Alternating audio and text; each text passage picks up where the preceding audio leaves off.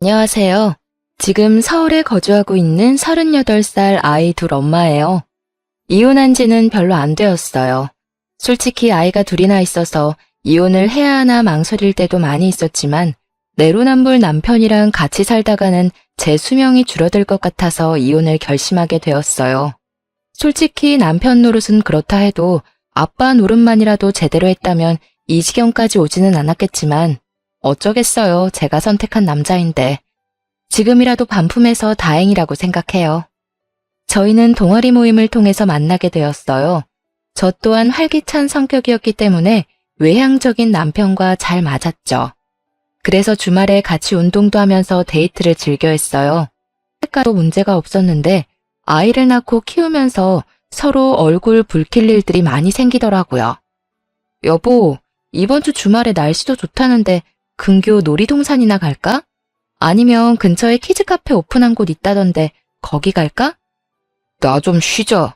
나 평일에 쎄 빠지게 일하는 거 뻔히 알면서 주말에 쉬는 것도 아니고 와. 남편 좀 쉬는 게 그렇게 보기 싫냐? 주말에는 나도 좀 쉬자고.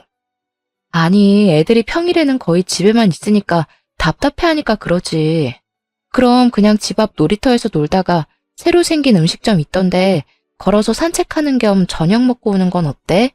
주말 이벤트로 좀 저렴하게 먹을 수 있는 것 같던데. 저녁은 안 돼.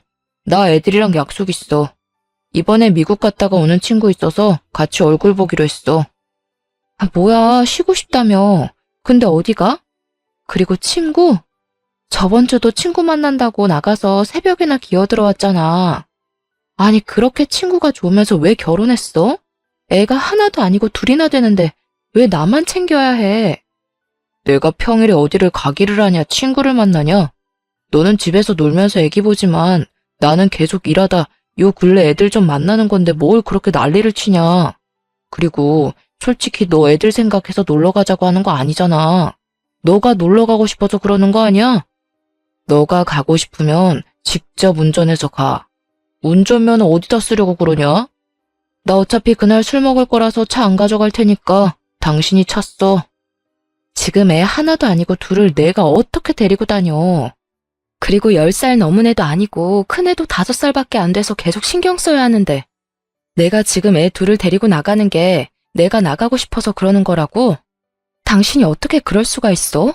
애는 나 혼자 만들었어? 아, 몰라. 너가 알아서 해. 이렇게 싸움을 끝내고 주말이 되니 남편은 아침부터 나갈 준비를 하는 거예요. 솔직히 저희 싸움이 마무리되지도 않았고 제가 계속 물건을 세게 내리는 등의 신경질을 냈는데도 아랑곳하지 않더라고요. 그래서 그냥 모임 안 가려고 내 화도 안 풀어주나 보다 생각을 했는데 이게 웬걸 저는 그냥 무시하고 콧노래 부르면서 샤워하는 모습이 너무 꼴보기 싫어서 결국 제가 먼저 말을 걸었어요. 어디가? 저녁 모임이라며. 그럼 낮에 애들이랑 좀 놀아주고 나가. 아, 원래는 그랬는데 친구가 일찍 보면 안 되겠냐고 하네. 그래서 점심, 저녁 먹고 올게. 나 밥 안 챙겨줘도 돼. 당신 편하겠네. 내가 알아서 밥도 챙겨 먹고. 이런 남편이 어딨냐? 아니, 그럼 점심부터 나가서 저녁에 다 돼서 오겠다고? 주말에 나 혼자 애 보라고? 아니, 평일에도 내가 다 보잖아. 일찍 올게, 일찍. 얘들아, 아빠 다녀올게. 내가 그렇게 화를 내는 상황인데도 본인은 기분이 좋은지 신나서 인사하며 현관을 나서더라고요. 그 모습을 보면서 이따 집에 못 들어오게 문을 다 잠궈버려야 하나라는 생각도 들었어요. 그러면서 저도 모르게 계속 시계를 보게 되더라고요. 자존심 상해서 먼저 연락은 하고 싶지 않았어요. 그런데 저녁 시간이 지나고 8시, 9시가 돼도 올 생각을 안 하더라고요. 신나서 나간 남편은 밤 11시가 돼서야 집에 들어왔어요. 그것도 술을 잔뜩 먹고 술 냄새를 풍기면서 들어왔어요. 정말 냄새가 너무 역해서 토가 나올 것 같았어요. 저는 애둘 데리고 근교 키즈카페 다녀왔다가 씻기고 재우고 이제 좀 쉬려고 하는데 들어와서는 큰 소리로 애들을 찾으면서 애들을 만지려고 하더라고요. 아무래도 술 냄새가 심하게 나니 애들이 자면서도 뒤척이고 둘째는 울려고 하는 게 눈에 보였어요. 정말 힘들게 겨우 재운 건데 술 먹고 늦게 들어와서 애들부터 깨우려고 하는 남편을 보자니 속에서 열불이 나더라고요. 머리끄덩이를 잡아야 하나 싸대기를 때려야 하나 이걸 어떻게 해야 하나 생각하다가 발로 차버렸어요. 술을 워낙 많이 먹고 와서 그런지 아침에 다리에 멍들어 있는 걸 보면서 어디에 부딪혔나? 하는 모습이 웃겼어요. 그냥 발로 차서 침대 밑으로 떨어뜨릴 걸 그랬어요. 이렇게 모임을 잡고 계속 늦게 오는 일이 반복되는 도중에 둘째가 어린이집에 가게 되었어요. 둘째를 하루 종일 보고 있어서 제가 힘들었는데 몇 시간이지만 그래도 이제 좀 한숨 돌리겠다 생각이 들었어요. 하지만 그런 평화도 오래가지 못했어요. 둘째가 갑자기 저녁에 기침을 하면서 열이 오르더라고요. 다음날 어린이집에 전화해서 아무래도 아이가 열이 나서 등원을 못하겠다고 말씀드리니 지금 같은 반 원아가 폐렴으로 입원을 했다고 하더라고요. 그래서 저도 걱정이 돼서 병원에 갔다 왔어요. 그랬더니 폐렴 초기 증상이라 입원을 해야 할 것 같다 하시더라고요. 우선 알겠다고 하고 남편한테 연락을 했어요. 여보 바빠? 지금 병원 왔는데 둘째 열도 안 잡히고 폐렴 증상도 있어서 입원해야겠다고 하네. 그래? 그럼 입원해야지. 우선 짐도 챙겨야 하니 아직 입원은 안 했지? 이따 병원 갈 때 같이 가자. 알았어. 이따 집에서 봐. 그렇게 첫째도 하원시켜서 집에 있었어요. 혹시 몰라서 둘째 마스크도 씌우고 있고 큰애도 마스크 쓰라고 했거든요. 그러면서 기저귀랑 둘째 간식, 옷가지 등을 챙기고 있는데 첫째가 어디 가냐고 하더라고요. 그래서 동생이 아파서 병원에 가야 한다고 했어요. 그랬더니 그럼 자기는 누구랑 있냐고 해서 아빠랑 있을 거라고 말하니까 갑자기 울기 시작하더라고요. 첫째가 우니 둘째가 따라 울고 정말 이런 난장판이 없었어요. 때마침 남편이 와서 한 명씩 안아들고 겨우 달랬어요. 엘리베이터에서 나오는데 애들 울음소리가 들려서 놀랐잖아. 무슨 일이야? 내가 둘째랑 병원에 있어야 해서 큰애는 아빠랑 있어야 한다고 말하니까 갑자기 울더라고. 그랬어? 왜 그랬지? 아빠랑 둘이서 저녁도 먹고 지내면 동생이랑 엄마도 다시 집으로 올 거야. 며칠만 아빠랑 있는 거야. 싫어. 지아도 엄마랑 있을 거야. 나도 엄마랑 있을 거야. 애가 때를 써서 어떻게 설명해야 하나 난감했거든요. 그런데 남편이 갑자기 헛소리를 하더라고요. 그냥 둘 다 데리고 가면 안 돼? 나 종종 야근할 때도 있고 출근하느라 정신없는데 큰애 깨우고 챙겨서 유치원 데려다 주는 것도 힘들 것 같은데. 아무래도 둘 다 자기가 보는 게 낫지 않겠어? 큰애가 엄마 찾기도 하고. 지금 그게 할 말이야? 내가 놀러 가니? 둘째가 아파서 병원에 가는데 거기가 무슨 좋은 곳이라고 애 둘을 다 데려가. 그리고 나는 안 힘들어? 애가 새벽에도 울어서 요즘 나 잠도 2~3시간밖에 못 잔 거 알잖아. 그럼 어머님이라도 부르던지. 어떻게 할 수가 없잖아. 애가 너만 찾는데. 주 양육자가 엄마다 보니 애들이 엄마를 찾는 것은 당연한 건데 애가 엄마만 찾는다고 아빠인 본인이 돌보려고 하는 게 아니라 엄마인 저한테 다 떠넘기기 식으로 데려가라는 말에 너무 실망스러웠습니다. 정말 아빠로서 무책임하다 느꼈어요. 노력조차 해보지 않았으니까요. 결국 합리화하는 남편에게 큰 소리를 내고 말았습니다. 당신이 아빠 노릇을 했어야 애가 아빠를 찾지. 아, 속 터져. 어쨌든 둘째는 입원을 시켜야 하니 결국 친정엄마한테 전화를 해서 도움을 요청했어요. 1시간 30분 거리에 사는 엄마에게 SOS를 쳐서 큰애 등하원만 좀 부탁했어요. 솔직히 시부모님께 연락을 드리고 싶었는데 마음 편하게 연락드리기가 어려워서 그냥 엄마한테 전화를 드렸거든요. 엄마가 일도 하고 계시는 중이라서 혹시 시간이 안 된다고 하면 시어머님한테도 가능한지 여쭤봐야겠다 생각했는데요. 친정엄마가 너무 흔쾌히 가능하다고 하시면서 매번 저희 집까지 찾아오셨어요. 그리고 둘째 입원 소속하는 것도 함께 도와주셔서 남편이 필요가 없었답니다.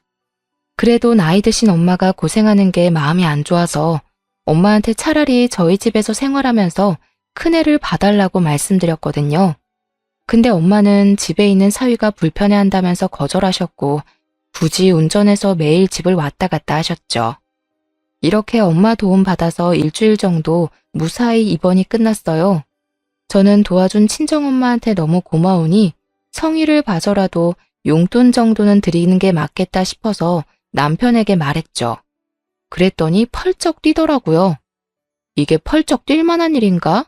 생각이 들었지만 그래도 돈은 남편이랑 얘기하고 보내드려야 할 것 같아서 처음에는 조곤조곤 얘기했어요. 이번에 집에 가보니 엄마가 청소나 정리 같은 부분들도 해주셔서 너무 감사해서 그런데 한 50만 원 정도 용돈 드리는 건 어떨까? 뭐? 외할머니가 손주 보는 걸로 무슨 용돈을 드려. 우리가 뭐 돈이 남아도는 것도 아니고 그리고 계속 상주하신 것도 아니고 왔다 갔다 하시면서 애 유치원만 보낸 거잖아. 그리고 조금만 애들 데리고 있으면 내가 금방 퇴근해서 애들 씻겼는데 이게 돈까지 보낼 일이야? 본인이 그 일이 힘들다고 해서 제가 먼 거리에 있는 엄마한테 도움을 요청한 것인데 이렇게 말하니까 너무 화가 나서 막 쏘아붙였어요. 우리 엄마가 앞에 10분 거리 사는 것도 아니고 1시간 30분씩 왔다 갔다 하셨어. 기름값 정도는 드릴 수 있잖아. 내가 몇백만 원 드리고 싶어도 우리 상황 안 되니까 그거는 말도 안 해. 그런데 내가 드리고 싶다고 말하기 전에 당신이 먼저 얘기해야 하는 거 아니야? 사실 당신이 힘들다고 해서 내가 엄마한테 전화 드린 거잖아. 솔직히 나는 많이 드릴 수 있으면 더 많이 드리고 싶은데 우리가 그럴 만한 상황이 안 되는 거 아니까 50만 원만 드리자는 거야. 넌 나 혼자 돈 버니까 돈 버는 게 얼마나 힘든 줄 모르지? 한 달에 몇백만 원 버는 게 얼마나 힘든데 너네 엄마라고 50만 원 주자는 게 말이 된다고 생각해? 막말로 장모님이 좋아서 오셨는데 우리가 굳이 돈까지 줘야 되냐? 당신 말대로 우리 지금 상황 안 좋잖아. 가만 보니 당신은 왜 돈을 쓸 생각만 하냐? 뭐? 굳이 돈까지 줘야 되냐고? 진짜 당신 보면 내가 할 말을 잃어. 당신이 조금만 시간 내서 부지런히 애들 등원시키면 될 일을 굳이 못한다고 해서 엄마가 오신 거야. 이걸 왜 돈을 줘야 되는지 이해를 못해? 가족이 아니더라도 우리를 위해 시간을 쓰셨는데 살이라도 하는 게 맞는 거라고. 당신 진짜 친정이라고 너무 날로 먹으려고 하네. 아주 서러워서 살겠어? 친정이 뭐 필요하면 당연히 도와야 되는 존재니? 가족끼리 돕고 사는 거지. 돈을 들이면 더 이상해진다니까. 하여튼 당신 드리기만 해봐. 난 분명 안 된다고 했어. 100만 원 보내달라고 하는 것도 아니고 50만 원으로 이렇게 큰 소리가 오갈 줄 몰랐어요. 하도 난리를 쳐서 결국 남편 몰래 모아둔 돈 조금 보내드리면서 너무 죄송하다고 했어요. 근데 엄마는 그마저도 뭘 보내냐고 너 힘들겠다고 애들 맛있는 거 사주라며 다시 보내셨더라고요. 진짜 너무 죄송했어요. 남편만 생각하면 한숨이 푹푹 나오더라고요. 돈 못 버는 서러움이 이런 건가 싶기도 하고 이놈이랑 계속 사는 게 맞나? 싶은 생각이 들었죠. 솔직히 지금 육아휴직하고 있는 중인 거지 계속 일을 못하는 상황이거나 추후에 돈을 못 버는 것도 아닌데 이렇게 돈 쓰는 거 하나하나 눈치를 보고 허락을 받아야 하는 상황이 너무 짜증나서 그냥 갈라서는 게 나을까? 라는 생각도 들었어요. 하지만 애도 둘이나 있고 그놈이 그놈이겠지라는 생각에 이제 와서 어쩌겠어란 생각으로 겨우 버텼네요. 둘째도 이제 건강하고 어린이집도 잘 다니게 되니 저도 좀 살만하더라고요. 둘째가 어린이집에 잘 적응한 지 한 3, 4개월이 되니 제가 좀 여유가 생겨서 남편이 저녁 약속을 잡아도 흔쾌히 보내줬거든요. 저도 애들 어린이집 유치원 보내고 나면 쉬는 시간도 생기기도 하고 종종 남편이 저녁을 먹고 오면 편할 때도 있었거든요. 애들끼리 대충 끼니를 때우는 것도 부담이 없고요. 애들은 반찬 투정도 안 하고 주는 대로 잘 먹는데 남편은 반찬이 이게 다냐며 투정만 해대니 제 성질만 나빠지더라고요. 차라리 남편이 하루에 한 끼라도 밖에서 먹고 오는 게 제 정신 건강에 더 도움이 되었죠. 그래서 남편 없이 저 혼자만의 여유 시간들이 소중해지더라고요. 여러분들도 다들 이러시나요? 부부가 항상 붙어 있을 필요는 없잖아요. 맨날 붙어 있으면 싸우기만 더하고 차라리 각자 여유 시간 즐기는 것도 좋은 선택이다 싶었네요. 그래서 남편이 사적인 약속 때문에 집에 늦게 오더라도 크게 화를 내진 않았습니다. 그냥 그러려니 하고 풀어준 거죠. 그런데 언제부턴가 매일매일 약속을 잡더라고요. 이 사람이 정말 약속에 미쳤나 싶었죠. 정도가 지나쳐서 결국 한마디 하게 되었네요. 여보, 나 오늘도 저녁 먹고 들어가. 오늘도? 이번 주만 벌써 3번이나 집에 안 들어왔어. 적당히 하고 오늘은 일찍 들어와서 애들이랑 놀아주고 씻겨줘. 이제 큰애도 커서 내가 씻기기 힘들단 말이야. 당신이 같이 와서 씻기면서 책도 읽어주고 재워줘야 나도 집안일 빨리 마무리하고 좀 쉴 거 아니야. 오전 오후 애들 없는 시간에 띵까띵까 놀고 왜 나 있을 때 집안일 하려고 해? 네가 미리미리 하면 되잖아. 오전 오후에는 내가 집안일 안 해? 애들이 어지럽힌 거 치우고 빨래하고 반찬 만들고 내가 하는 일이 얼마나 많은데 논다고 얘기해? 아, 알았어. 오늘 일찍 들어갈게. 이따 봐. 저녁 메뉴는 미리 준비해놔서 남편이 곧 도착한다는 연락을 받고 식탁에 저녁을 차려놓고 기다렸는데요. 남편이 도착해서 옷 갈아입고 나오더니 자연스럽게 소파에 가서 앉더라고요. 뭐해? 당신 밥 차려놓은 거 안 보여? 빨리 식사부터 해. 그런데 남편이 이런 말을 하더라고요. 당신은 좋겠다. 나도 맨날 집에서 놀면서 지내고 싶다. 어떻게 그런 말을 입 밖으로 낼 수가 있지? 라는 생각이 들었어요. 지금 내가 만든 밥과 내가 청소한 집에 살면서 어떻게 그런 말을 내뱉을 수 있는지. 심지어 오늘은 애들이 놀이터에서 놀고 와서 남편 오기 전에 샤워시켜서 남편이 할 것도 없었거든요. 진짜 내가 다 해주니까 고마운 줄 모르는구나 라는 생각이 들었지만 한편으론 그래, 얼마나 회사 생활이 힘들겠어. 좋게 좋게 생각하려 애썼답니다. 남편이 식사를 끝내고 또 제가 설거지를 했는데요. 곰곰이 생각할수록 내가 왜 이런 취급을 받으면서 애들을 봐야 하나 싶더라고요. 아무리 긍정적으로 생각해도 남편의 말 한마디 한마디가 저를 비참하게 만들었습니다. 그리고 순간적으로 이런 상태를 지속하는 것은 좋지 않겠다 싶었죠. 이런 상황이 계속해서 반복되면 나 스스로 너무 작아질 것 같았거든요. 그래서 남편한테 복직 얘기를 꺼냈어요. 애들도 이제 좀 컸고 나 그냥 복직하려고. 둘째도 어린이집 생활 잘하고 있고 나도 시간 유연제로 해서 근무하면 부담도 없을 것 같아. 이제 자기가 육아휴직하는 건 어때? 아까 나한테 나 부럽다며. 맨날 놀고 먹는 것 같아서 부럽다며. 근데 나 전업주부 아니고 육아휴직한 거였잖아. 큰애 초등학교 들어갈 때 또 육아휴직 써야 할 수 있으니 한 1년 정도는 당신이 쓰는 게 어때? 이렇게 말했더니 아주 펄쩍 뛰더라고요. 그렇게 쉬고 싶다고 말했던 남자는 어디 갔는지. 무슨 말이야. 남자가 무슨 육아휴직이야? 그리고 둘째가 아직 3살도 안 됐는데 벌써 복직을 한다고? 너 엄마 맞냐? 어떻게 그렇게 생각할 수가 있냐? 진짜 어이가 없다. 그리고 내 커리어는 생각 안 해? 어? 지금 커리어가 중요해? 당신 진짜 말 너무 서운하게 한다. 가만 보면 당신은 내한테 도움 주는 게 하나도 없는 것 같아. 애는 나 혼자 낳았어? 왜 맨날 책임은 내가 져? 그리고 당신 혼자 돈 번다고 유세 떨고 나는 집에서 먹고 노는 사람처럼 얘기하는 것도 짜증나. 애들은 알아서 크는 게 아니야. 부모 손길이 필요하다고. 그 속에서 엄마가 할 일, 아빠가 할 일 따로 있는데 당신은 아무것도 안 하려고 하잖아. 그리고 커리어? 내 커리어는 나는 뭐 하고 싶은 게 없어서 애 키우냐? 당신 지금 이런 태도 내로남불이야. 커리어 꺾이는 게 그렇게 싫으면 군소리 말고 일하던가. 아님 육아휴직하고 애들 보면 되잖아. 남편은 제 말에 할 말이 없는지 화장실로 도망가더라고요. 이렇게 결론 없이 싸움으로 마무리되었죠. 세상에 남자가 얼마나 많은데 하필이면 이런 남자를 골랐을까 하는 좌절감에 며칠 내내 마음이 좋지 않았어요.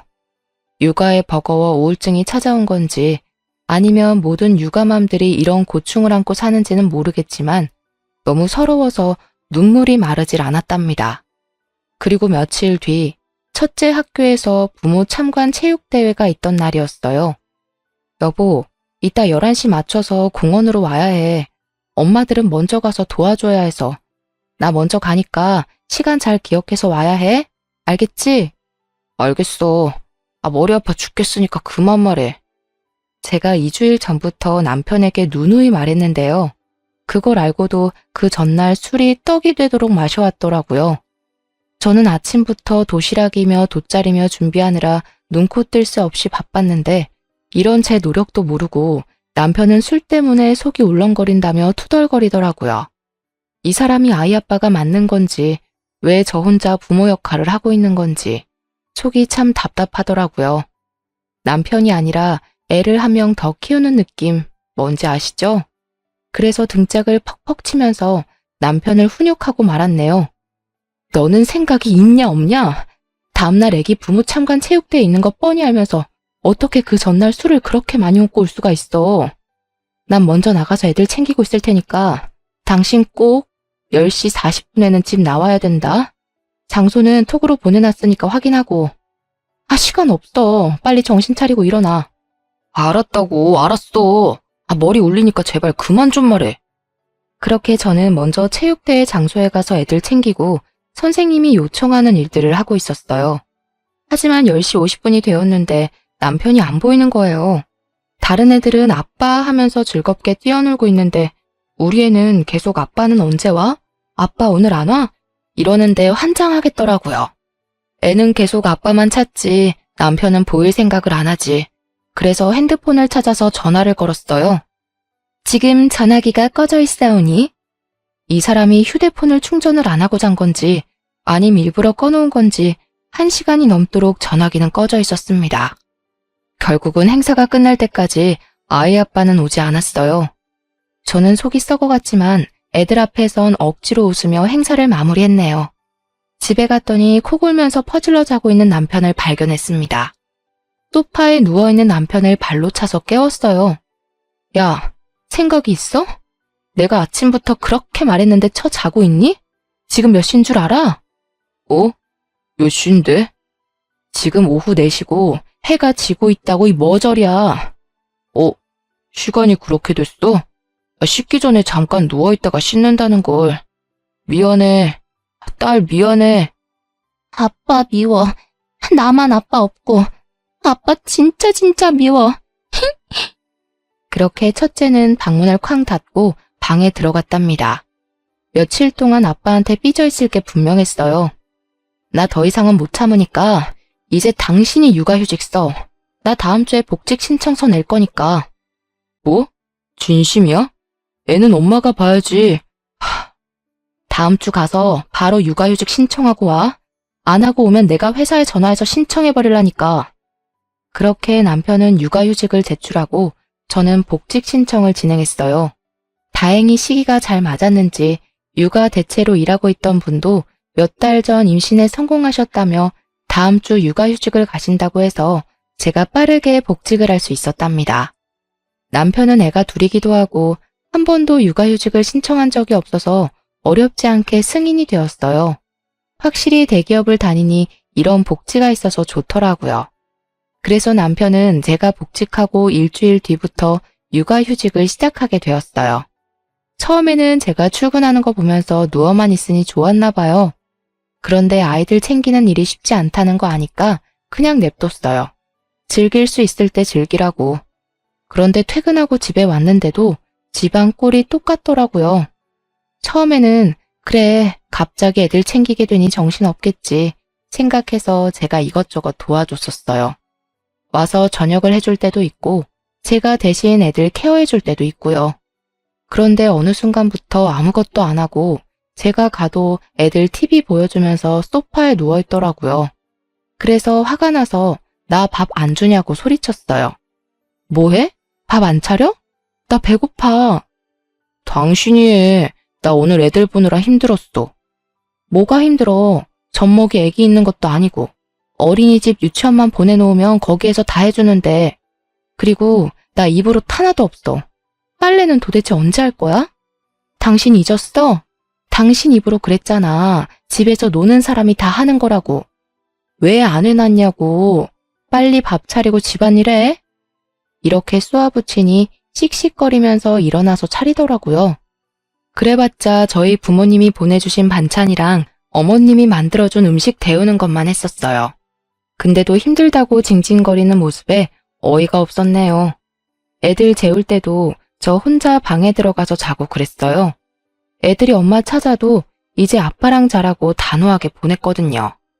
이렇게 며칠을 싸우고 냉랭한 분위기에서 퇴근한 저는 보란 듯이 아무 일도 안 하고 바로 잤어요. 일이 조금이라도 많아지면 바로 야근 신청을 했고요. 이런 날들이 반복되니 남편이 정말로 힘들었나 봐요. 제가 좀 일찍 출근했던 날에 남편이 문자를 보냈더라고요. 여보, 미안해. 전에는 몰랐는데 육아가 쉬운 일이 아니더라. 너무 힘들어서 요즘 근육통이 낫지를 않아. 밤마다 허리도 너무 아프고. 연약한 당신이 이걸 다 어떻게 해냈을지. 그동안 내가 당신한테 너무했지? 얼마나 화났으면 당신이 복직을 했겠어. 암튼 오늘도 수고하고 저녁에 퇴근하고 보자. 사랑해 여보. 고작 한 달 만에 이렇게 꼬리를 내리다니. 저는 6년 넘도록 육아를 전담했는데도 하지만 남편의 진심 어린 문자 하나에 사르르 풀리고 말았네요. 한편으론 쌤통이라고 생각이 들면서도 내 남편이라고 안쓰러운 건 어쩔 수 없더라고요. 그래서 오늘 저녁은 외식이라도 해야겠다 싶어서 좀 빨리 퇴근했죠. 근데 웬걸? 신발장을 보는데 모르는 신발이 보이더라고요. 들어갔더니 식탁에 앉아 둘째를 보고 있던 어머님과 눈이 마주쳤습니다. 그래서 순간적으로 헉 했어요. 남편이 따로 언질을 한 것도 아니어서 저도 모르게 얼어붙게 되더라고요. 어머님 오셨어요? 여긴 어쩐 일로... 에휴, 별다른 말씀은 하지 않으시지만 제 얼굴은 보지도 않으시고 계속 애만 쳐다보고 계시더라고요.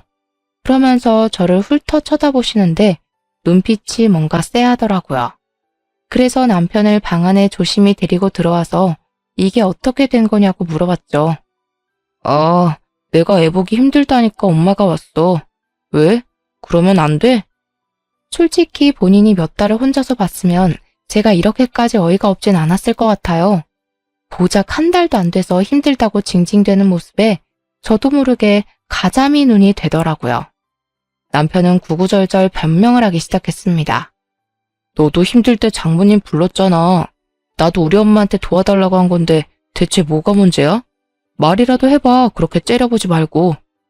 물론 힘들면 도움 요청할 수 있지만 태도가 정말 별로라고 생각했어요. 그리고 어머님도 계속 언짢게 쳐다보시니 저도 괜히 눈치 보이고 기가 죽더라고요. 오전에 보낸 문자 하나에 화가 풀렸던 제 자신이 너무도 미웠습니다. 이 사람은 반성을 한 게 아니라 위기를 모면하려고 가짜 사과를 한 게 틀림없어요. 그렇지 않고서야 밤늦게까지 시어머니를 집에 있게 하다니. 이 남자는 정말 안 되겠다 생각이 들어서 결국 이혼하자고 말을 꺼냈어요. 당신은 정말 안 되겠다. 그냥 우리 이혼하고 각자 사는 게 더 행복할 것 같아. 애들은 어차피 내가 키우던 거니까 내가 양육권 친권 가져갈게. 양육비는 많이 바라지도 않아. 그냥 애들 한 명당 100만 원씩 보내주던가. 아니면 그냥 둘 합쳐서 150만 원이라도 보내줘. 뭐? 이혼? 그리고 왜 당신이 당연히 양육권을 가져갈 거라고 생각해? 애가 한 명도 아니고 둘씩이나 되는데 이혼 얘기를 어떻게 그리 쉽게 할 수 있어? 당신 하는 행동 봐. 내가 그런 말 안 하게 생겼나? 충동적으로 이혼했다가 나중에 애들한테 원망 들으면 어쩌려고? 애들이 나중에 겪을 고통은 생각 안 해? 아빠 없는 자식 소리 듣게 하고 싶니? 그리고 이혼 가정에서 자란 애들 중에서 정서적으로 이상한 애들이 얼마나 많은데 그런 애들이 사회 나가서 사고도 치고 그러는 거야. 그리고 애들 이혼 가정이라고 왕따라도 당하면 어떡해? 아니 애들 걱정 그렇게 하는 사람이 행동을 그런 식으로 해?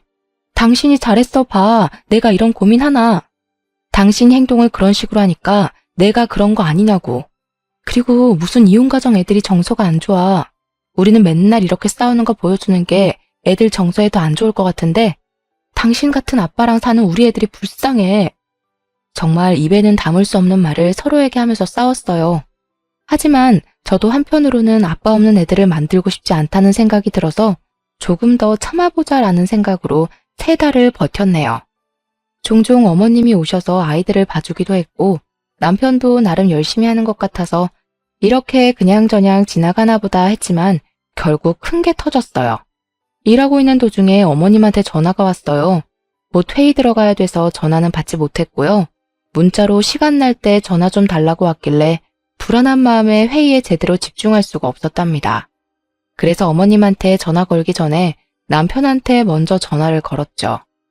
그랬더니 남편은 별일 없었고 허리 아프다고 일찍 가셨다는 말밖에 안 하더라고요. 퇴근하는 길에 어머님께 전화를 드리니 갑자기 푸념을 시작하셨어요. 너는 내가 나이가 몇인데 손주를 이렇게 매일 봐줘야 하니? 손주 보느라 나는 친구들도 못 만나고 맨날 시간에 얽매여서 사는 게 얼마나 힘든지 아니? 애들 아빠야, 남자니까 섬세하지 못한다고 해도 너는 그러면 안 되는 거 아니지 않니? 네? 무슨 말씀이세요? 정말 이해가 하나도 안 되더라고요. 물론 힘드시니까 푸념을 할 수 있다고 생각했어요. 하지만 제가 뭘 잘못한 게 아닌데도 다짜고짜 화부터 내시니 가만히 듣고만 있는데 어머님 본심이 술술 들리더라고요. 내가 이렇게 나이 먹어서 손주까지 봐주는데 용돈 하나 없는 게 말이 되니? 네 남편이야 그런 거 모른다고 해도 너는 어머님 고생하시니까 용돈 좀 드려야 된다고 말할 수 있잖니. 너는 그런 센스도 없이 사회생활을 어떻게 하니? 결국 돈이 필요하다는 말씀이셨어요. 솔직히 용돈 드릴 수 있죠. 그런데 아들한테도 말도 못하시고 저한테 전화해서 용돈 달라고 하는 게 속이 너무 보이는 행동 아닌가요? 그러면서 저번에 오신 친정엄마랑 시어머니가 너무 비교되더라고요. 심지어 엄마는 용돈을 드린다고 해도 거절하셨는데 시어머니는 다짜고짜 전화해서 맡긴 돈 찾는 사람처럼 혼내시니 저도 마음 한켠 불만이 쌓이더라고요. 아, 어머니. 애기 아빠가 예전에 저희 엄마가 도와주러 왔을 때 용돈 드리자고 하니 할머니가 손주 예뻐서 오시는 건데 뭘 돈을 드리냐고. 그러면 오히려 더 불편할 거라고 했거든요. 그래서 어머님도 아이들 예뻐서 봐주시는 거라 생각해서 용돈은 생각 못했어요. 애들 아빠랑 얘기해 볼게요. 저는 서둘러 전화를 끊은 후 집에 와서 남편이랑 얘기했어요. 오늘 어머님한테 전화 왔는데 나한테 용돈 보내달라고 하시네? 당신은 어떻게 생각해? 엄마가 많이 힘들었나 보네. 아무래도 그 연세 애들 보는 게 힘들잖아. 한 달에 200만 원 정도 보내드리는 건 어떨까? 사실 우리 엄마 오면서 집도 깨끗해지고 자기도 나도 편하잖아. 정말 이렇게 말했습니다. 믿기시나요? 예전에 저보고 50만 원도 많다고 열불대던 남자가 맞나 싶더라고요. 마치 다른 사람 같았습니다. 그게 아니면 자기가 했던 말을 기억을 못하나? 바보인가? 이런 생각까지 들더라고요. 예전에 우리 엄마가 애들 봐줬을 때에는 용돈 드리자고 하니 손주 보고 싶어서 오시는 건데 무슨 용돈이냐고 했잖아. 그리고 그때는 50만 원도 아까워하더니 이제는 뭐? 200만 원? 말이 돼? 당신 뭐 나 몰래 모아둔 돈 있어? 그랬나? 내가 그랬을 리가 없는데. 근데 뭐 그건 지난 일이고 이번에는 도움받고 있는 중이니까 그냥 드리자. 이런 내로남불이 따로 있나 싶었어요. 그리고 용돈 드리자는 말을 어쩜 저리 쉽게 할 수 있을까요? 속에서 열불이 났어요. 예전에 우리 엄마 도움 받았을 때 흔쾌히 용돈 드렸다면 저도 조금 많은 돈이긴 하지만 시어머니 고생하는 건 사실이니 참고 드렸을 거예요. 그런데 가족끼리 돈 주고받으면 안 된다는 사람이 200만 원을 드리자고 하는 게 말이 되나요? 여보, 친정엄마도 저번에 무급으로 일하셨어. 용돈을 줘도 오히려 싫다고 하셨고. 근데 어머님은 먼저 돈 달라고 하시는 게 좀 그렇네. 에이, 그건 그냥 등어업만 시킨 거고 이건 다르잖아. 애를 봐주셨으니 그만큼 돈을 드리는 게 당연하지. 요새 육아만 하는 가정부 고용해도 200만 원은 줘야 되는 거 몰라? 엄마도 그 정도 노동은 하니까 그만한 돈을 주자는 거지. 뭐? 우리 엄마는 안 되고 너네 엄마는 된다는 그런 논리는 어디서 왔어? 진짜 못 들어주겠네. 아, 근데 우리 돈 없잖아. 나도 어머님께 드릴 돈 없어. 지금 나 혼자 벌어서 상황이 안 좋은데 월 200만 원을 어떻게 주겠어? 어머님이 정 힘들어 보이면 자기가 더 집안일하고 애들 보면 되겠네. 그러고 문을 쾅 닫고 들어왔어요. 그랬더니 쪼르르 들어와서 아니 말을 왜 그렇게 하냐며 성질을 내는데 저는 아랑곳하지 않았어요. 그리고 돈을 그렇게 주고 싶으면 스스로 투잡을 하든 부업을 해서 직접 주라고 말했죠. 하지만 본인이 힘든 거는 하기 싫었나 봐요. 곧바로 꼬리를 내리더라고요. 본인이 생각해도 억지를 부리는 것이라고 생각을 했는지 그 뒤로는 어머님 용돈 달라는 말을 안 해서 잘 마무리되었나 보다 생각을 했어요.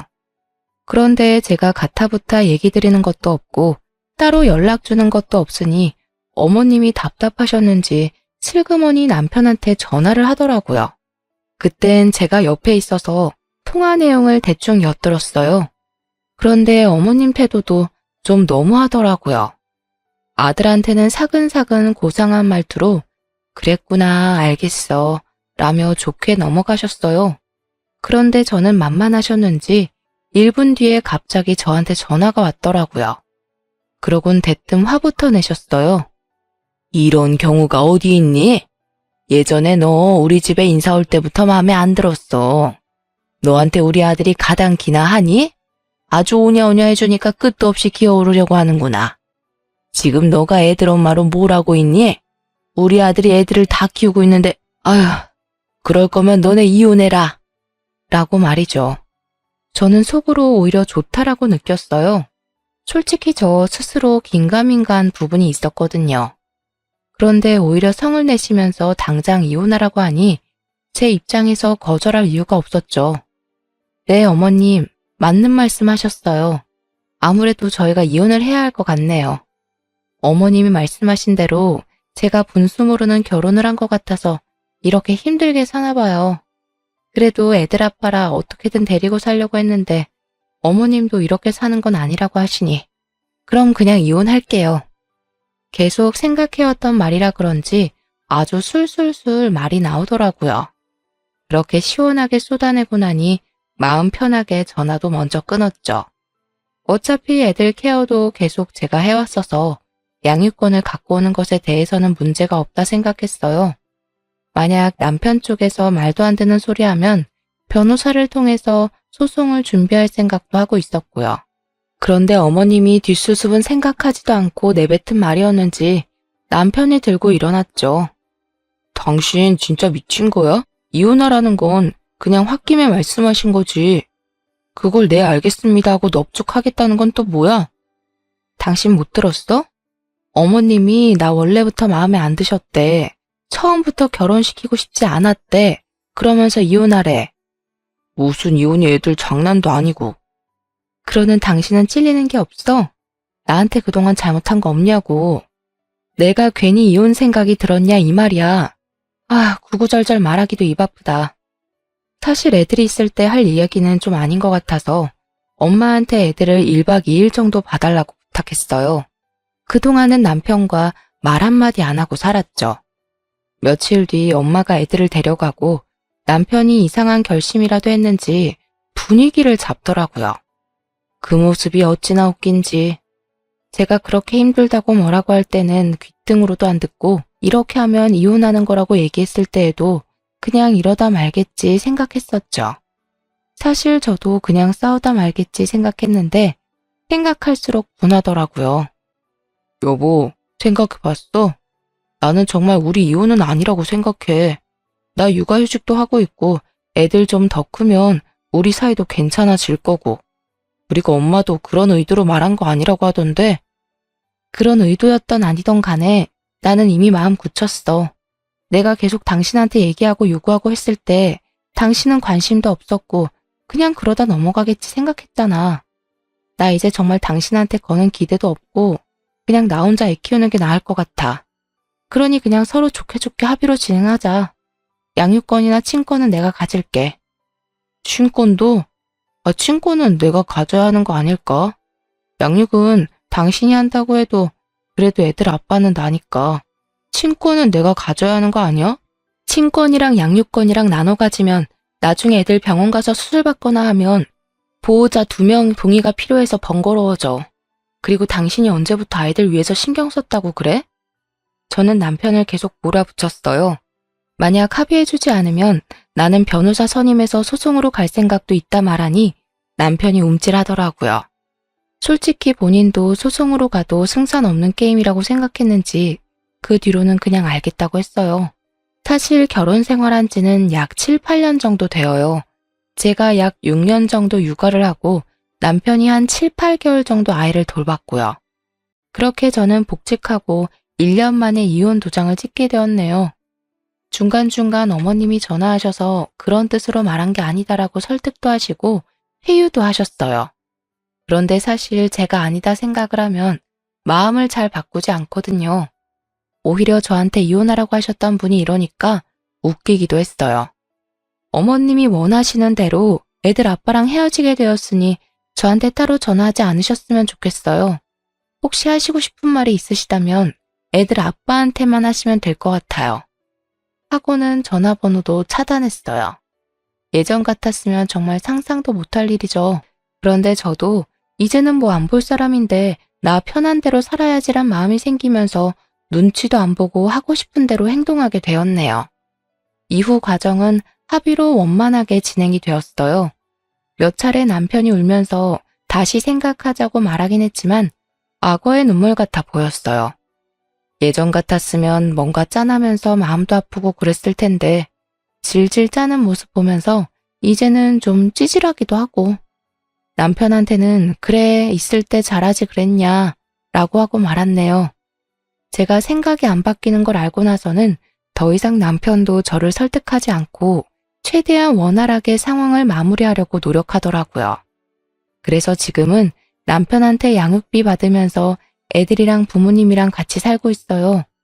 아무래도 제가 회사를 다니면서 아이 둘을 케어하는 게 힘들더라고요. 그래서 재산 분할로 받은 돈이랑 저희 부모님 전세 자금이랑 합쳐서 회사 근처에 집 하나 장만하고 부모님이랑 아이들이랑 같이 살고 있어요. 아이들은 2주에 한 번씩 아빠 집으로 놀러 가요. 그럴 때 저는 친구를 만나거나 부모님 모시고 1박 2일 여행을 가면서 힐링 생활을 하고 있어요. 제 마음이 편하니 아이들도 편안해 보여요. 이게 맞는 것인지 저도 무척 고민을 많이 했답니다. 결론적으로 보면 아이들도 부모님이 맨날 만나서 싸우는 모습을 보지 않아서 편안하고 저 또한 집에 들어가는 것에 스트레스 받지 않아서 좋더라고요. 혹여나 이혼 가정이라는 꼬리표가 아이들의 정서에 영향을 끼치면 어쩌나 고민도 참 많이 했는데요. 아직 다 크진 않았지만 우리 꼬맹이들이 아빠 보고 싶다는 말은 안 꺼내더라고요. 그리고 첫째 아이가 엄마가 웃고 있어서 지아도 행복해 라고 말하더라고요. 그렇게 다시 얘기를 하고 저 정말 열심히 살았었네요.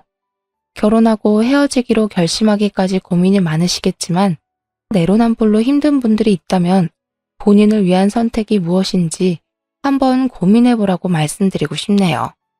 지금까지 제 사연 들어주셔서 감사합니다.